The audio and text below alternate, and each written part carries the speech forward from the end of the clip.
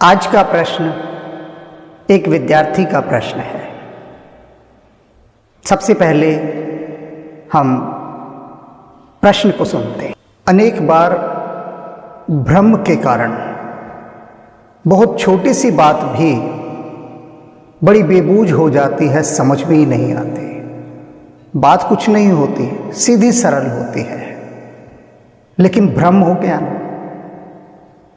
तो समझ नहीं आती।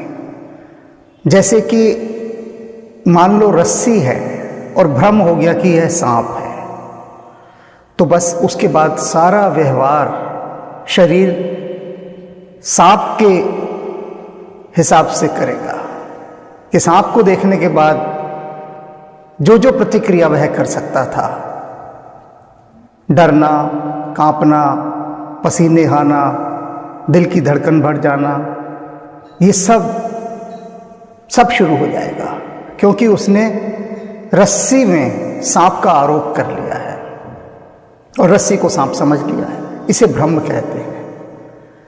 तो ऐसे ही भ्रम की स्थिति इस प्रश्न के साथ भी है। बात कुछ है ही नहीं, केवल भ्रम है। और तुलसीदास जी बार बार विनय पत्रिका में यही विनय कर रहे हैं कि मेरी इस भेद बुद्धि को, इस भ्रम वाली बुद्धि को हर लीजिए, जो संशयग्रस्त बुद्धि है। अब एक छोटी सी कहानी पहले मैं सुनाता हूं, बहुत छोटी सी कहानी कि कोई एक सिद्ध यात्रा पर था। सामने देखा बहुत खुला मैदान घास का, और उसमें बहुत सारी गायें जो हैं वो चर रही हैं। दूर दूर तक कोई वृक्ष नहीं, कोई सिर्फ घास का मैदान।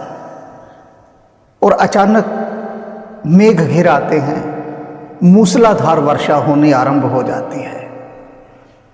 वह सिद्ध सन्यासी पूरा भीग जाता है वर्षा में, और थोड़ी ही देर में वर्षा बंद हो जाती है, धूप निकल आती है।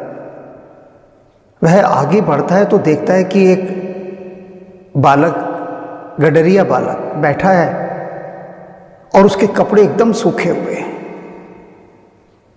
बहुत हैरान हुआ सन्यासी कि ऐसा कैसे हो सकता है, मैं तो अभी तक भीगा हुआ हूं, मेरे कपड़ों से अभी भी वर्षा का जल टपक रहा है, और यह गडरिया, और वो भी बालक एकदम सूखा।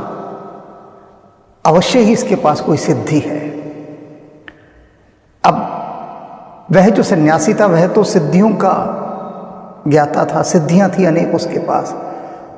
तो उसने यही समझा कि इसके पास भी कोई सिद्धि है। उसने उस बालक से पूछा कि मुझे यह तो बताओ कि इतनी मूसलाधार वर्षा में भी तुम्हारे वस्त्र कैसे सूखे हैं? तुम्हारे पास वह कौन सी सिद्धि है जिससे तुमने यह चमत्कार कर दिया? अब उस बालक को बात ही समझ में ना आए कि यह सन्यासी कह क्या रहा है, ये सिद्धि क्या होती है कि जिससे कपड़े सूखे रहे बारिश में भी, उसको समझ में नहीं आया। और वह टुकुर टुकुर उस सन्यासी का मुख ही देखता रहा। सन्यासी बोला, मैं समझ गया, ऐसे नहीं बताएगा तो। उस सन्यासी ने अपने झोले में से एक बांसुरी निकाली और उस बालक गडरिये को देते हुए कहा, ये बांसुरी ले, और जब कभी भी तेरी ये गायें इधर उधर चली जाएंगे तो तुझे उनके पीछे भागना नहीं पड़ेगा, क्योंकि स्वाभाविक रूप से होता है, गडरियों को भागना पड़ता है पीछे, ग्वालों को। तो तू इस बांसुरी को बजाना और ये सारी गायें तेरे पास खिंची चली आएंगी, जहां तू होगा वहीं पर इकट्ठी हो जाएंगी तेरे चारों तरफ। बालक गडरिये ने वो बांसुरी पकड़ ली और नमस्कार किया। सिद्ध बोला, अब बता दे कि इतनी बारिश में भी तेरे कपड़े कैसे सूखे रहे? तो वो बोला कि महाराज जी, मुझे तो सिद्धि विद्धि का कुछ नहीं मालूम, बस इतना मुझे पता है कि इतनी तेज बारिश जब आती है तो मैं इन गायों के नीचे बैठ जाता हूँ। ये गायें इकट्ठी हो जाती हैं झुंड बनाकर, वहीं खड़ी रहती हैं और मैं इनके नीचे बैठ जाता हूँ, और बस यही बात है। सन्यासी ने अपना सर ठोक लिया कि इतनी सरल सी बात थी, और इस सरल सी बात के लिए उसने कितना बड़ा मूल्य चुकाया। तो वह हंसता हुआ चला गया। और वही हंसी मुझे इस समय इस प्रश्न को सुनकर आ रही है कि इतनी सरल बात, अब जब इसका उत्तर दूंगा, समझाऊंगा, तब तुम्हें भी हंसी आएगी, उसी सन्यासी के समान। वाक्य है, एक बहुत बड़ा महावाक्य है उपनिषदों का, जिसमें परमात्मा कह रहा है, एको अहम विप्रा बहुधा वदंती, मैं वह एक ही हूं, लेकिन ये जो ब्राह्मण हैं, जो मुझे जानने वाले हैं, वे मुझे बहुधा वदंती, बहुत प्रकार से कहते हैं, बहुत प्रकार से। तुलसीदास जी ने भी कहा है ना, हरि अनंत हरि कथा अनंता, कहत सुनाए बहु विधि सब संता। हरि अनंत है, उनकी कथाएं अनंत हैं। अब तुमने कहा कि जिसके पास भी जाओ वही कहता है कि मेरी देवी देवता श्रेष्ठ है, मेरा भगवान श्रेष्ठ है। अब इसे एक उदाहरण के द्वारा समझो। सूर्य आकाश में प्रकाशित है और भूमि पर तालाब के किनारे कीचड़ में गायों, बैलों, भैंसों इत्यादि के चलने के कारण, बकरियों के चलने के कारण बहुत सारे गड्ढे बन गए हैं। उनके खुरों के निशान से, पैरों से गड्ढे बन जाते हैं और उन गड्ढों में बहुत सारा जल इकट्ठा हो गया है।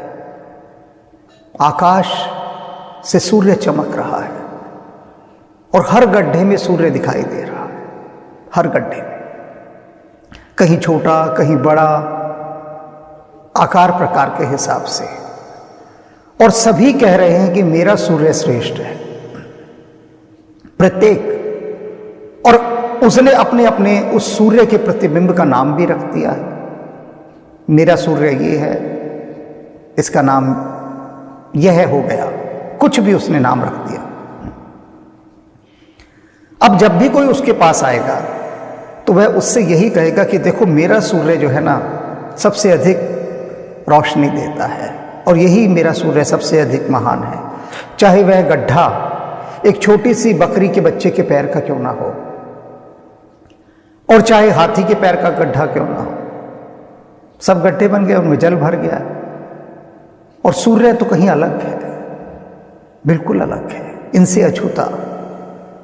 उन प्रतिबिंबों पर ही सब अपने अपने इष्ट देवों का आरोप कर लेते हैं, उनकी मान्यता स्थापित कर देते हैं और वास्तव में वे सभी पूजन तो उस एक ही सूर्य का कर रहे हैं जिसका प्रतिबिंब इन सभी में भासित हो रहा है, जिसके लिए उपनिषदों ने ये वचन कहा, एको अहम विप्रा बहुधा वदंती, मैं एक ही हूं, लेकिन भक्त जन मुझे अलग अलग नामों से पुकारते हैं, अलग अलग नामों से।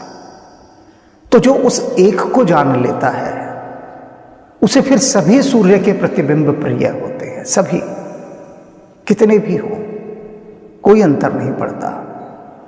इसे एक दूसरे उदाहरण से भी जान लीजिए। मैं एक दूसरा उदाहरण भी दे रहा हूं। मान लीजिए किसी ने अपने मंदिर में घड़ा रखा हुआ है और वह कहता है मेरा यह भगवान सबसे श्रेष्ठ है, यह घड़ा। दूसरे ने अपने मंदिर में सुराही रख ली है, तीसरे ने मिट्टी का सकोरा रख लिया है, एक ने मिट्टी का ग्लास रख लिया, किसी ने हांडी रख ली। अब सभी कह रहे हैं कि ये मेरा भगवान है, यही श्रेष्ठ है, बाकी सब बेकार है। अगर ऐसा कह रहे हैं तो,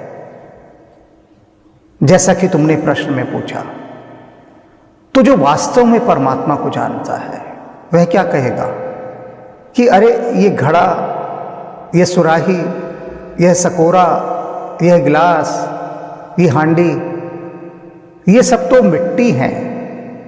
वह मिट्टी को देखेगा, एक तत्व को, और बाकी लोग क्या देखेंगे, बाहर की रूपाकृति को, आकार को, प्रकार को, शेप्स को। तो जो शेप देख रहा है, आकार देख रहा है, वह भेद बुद्धि में जी रहा है। अगर वह यह कहता है कि मेरा घड़ा श्रेष्ठ है और तुम्हारी सुराही बेकार है, किसी काम की नहीं, तो इसका मतलब है कि उसकी भेद बुद्धि अभी गई नहीं। इधर भी देख उधर भी देख, मिट जाए धोखा रह जाए एक। अद्वैत जब आता है कि जब आपको दो दिखाई देने बंद हो जाते हैं, बिल्कुल आपको एक उसकी ही सत्ता दिखती है, फिर कोई भ्रम का संदेह नहीं रहता। एक तीसरे उदाहरण से भी समझा दूं मैं, पता नहीं कौन सा उदाहरण तुमको छू जाए जो तुम्हारे जीवन से जुड़ा हो। तुम्हारे पिता हैं, तुम्हारी पत्नी के लिए वे पति हैं, वे कहती है मेरे पति हैं, सबसे श्रेष्ठ हैं। तुम्हारे चाचा कहते हैं ये मेरे भाई हैं, बड़े श्रेष्ठ हैं, इनसे श्रेष्ठ कोई है ही नहीं। कोई कहता है यह मेरा मित्र है तुम्हारे पिता को, कोई कहेगा ये मेरा गुरु है। तो उनके साथ जो संबंध होगा, सभी अपने अपने संबंधों से तुम्हारे पिता को पुकारेंगे, अलग अलग नाम देंगे, और संबंध के साथ साथ उनका व्यवहार भी बदल जाएगा। अब तुम्हारे पिता का जो मित्र उनके साथ व्यवहार करेगा मित्रता का, वैसा व्यवहार तुम्हारे पिता का शिष्य है तुम्हारे पिता के साथ नहीं कर सकता, क्योंकि संबंध के बदलते ही व्यवहार भी बदल जाता है पूरी तरह से। तो वैसे ही वह एक परम पिता है, उसके साथ हमारे अलग अलग संबंध हैं भाव के अनुसार। कोई सखा के भाव से उसे पूजता है, कोई मित्र के भाव से, कोई दास के भाव से। अनेक भाव हैं, एक भाव नहीं है। तो भाव के रहते ही उसका चिंतन बदल जाता है। बात समझ में आ रही है ना? तत्व वह एक ही है, और जब भी यदि कोई कह रहा है इस तरह से, तो वही समझो कि जैसे उस गड्ढे के अंदर सूर्य का प्रतिबिंब दिखाई दे रहा हो, जैसे मंदिर के अंदर मिट्टी का उसका कोई अलग पात्र हो, जैसे तुम्हारे पिता के साथ उसका कोई एक विशेष संबंध हो, लेकिन मूल तत्व को देखने की जो दृष्टि पा लेता है, फिर उसके लिए सारे भेद समाप्त हो जाते हैं। बात ये बहुत ही ऊंची गहरी है, दिखने में बहुत सरल लगती है, लेकिन इसे बिना समाधि में प्रवेश किए नहीं जाना जा सकता। अभी केवल इतना ही जान भर लें, इतना ही, अधिक नहीं, कि जो भी उसे जहां भी जिस नाम से भी पुकार रहा है, वह मेरा वही प्यारा है जिसको उसने अपना एक अलग नाम और रूप दे दिया है। इसका अभ्यास करते करते करते करते हो सकता है आप उस दिशा में पहुंचने लगें जो अद्वैत का मार्ग है, जहां द्वि मिट जाती है, एक ही रह जाता है। दूसरा प्रश्न तुम्हारा कि कृष्ण ने इंद्र की पूजा का विरोध क्यों किया? इंद्र कोई भगवान नहीं है। आज की भाषा में यदि समझाऊं तो समझ लो इंद्र कोई मिनिस्टर है।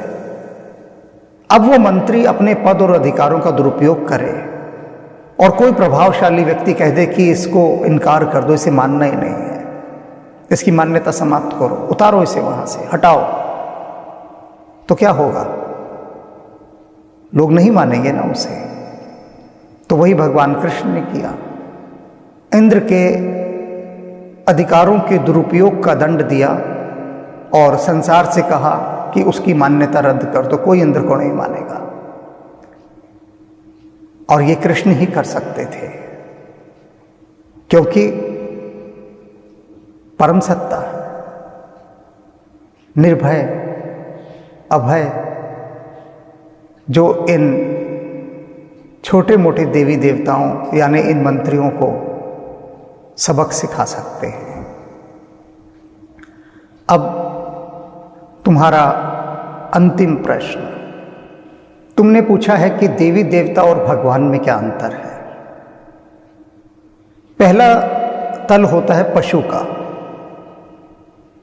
पशु के बाद आता है मनुष्य, और मनुष्य की जब मनुष्यता की सारी सीढ़ियां पार हो जाती हैं तब आता है देवत्व। देवता, मनुष्य के बाद देवता का जन्म होता है। देवता यानी जो दे रहे हैं, देने वाले हैं।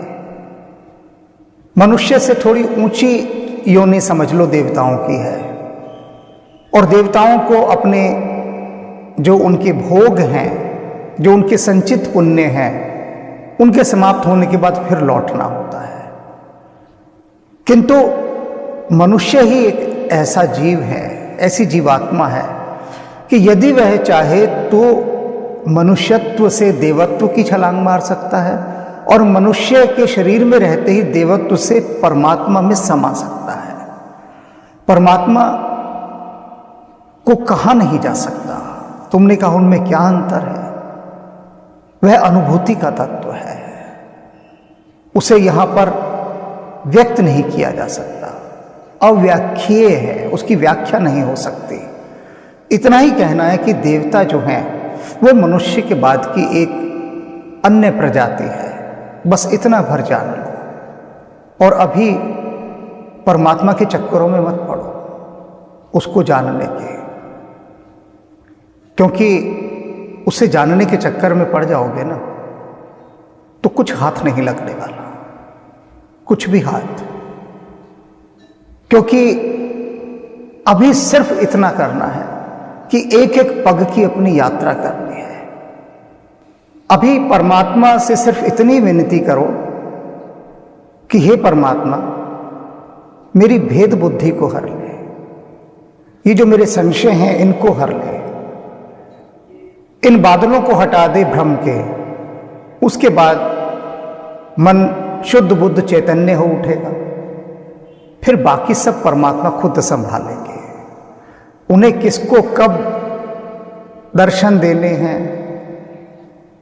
कब किसके पुण्यों को फलीभूत करना है, यह उनके हाथ में है। वे हमसे बेहतर जानते हैं।